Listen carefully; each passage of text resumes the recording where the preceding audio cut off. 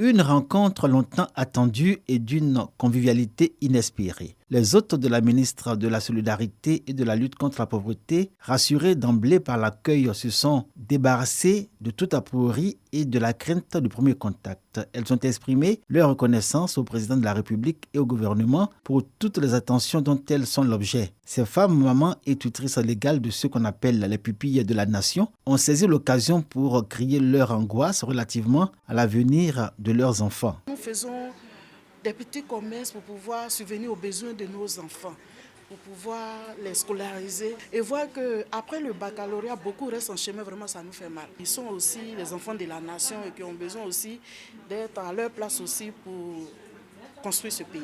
Nous sommes en train, à travers des partenariats, avec notamment la FENEPLACIL et la Fédération nationale des écoles laïques privées, pour voir dans quelle mesure les mamans peuvent bénéficier soit d'une prise en charge ou d'une réduction des frais de scolarité pendant les périodes de rentrée scolaire. Les mamans et tutrices de pupilles de la nation sont des femmes ayant à charge des enfants qui portent ce titre. Ce sont des mineurs de moins de 21 ans, spécialement des enfants de soldats, policiers, gendarmes, fonctionnaires et agents de l'État, décédés ou rendus invalides du fait de la guerre ou d'une mission commandée. Ils bénéficient de la protection de l'État et de sa prise en charge dans les domaines de l'éducation, de la psychologie, de la santé, de la protection sociale et juridique. La ministre de la Solidarité et de la lutte contre la pauvreté a rendu hommage à ces mères et tutrices pour leur double rôle de père et de mère et leur résilience sociale.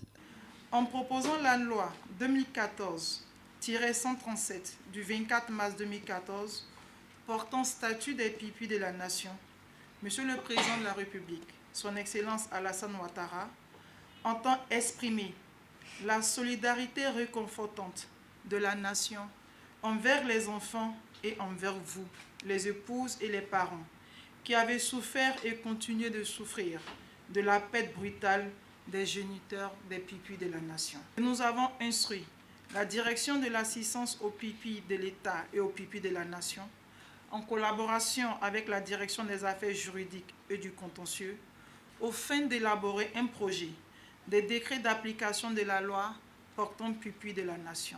245 pupilles de la nation sont recensées à ce jour selon le ministère de la Solidarité et de la lutte contre la pauvreté. Les mères et tutrices légales de ces enfants sont réparties, toutes heureuses de leur rencontre, avec le sentiment que les pupilles dont elles ont la charge ne seront pas les oubliés de la nation.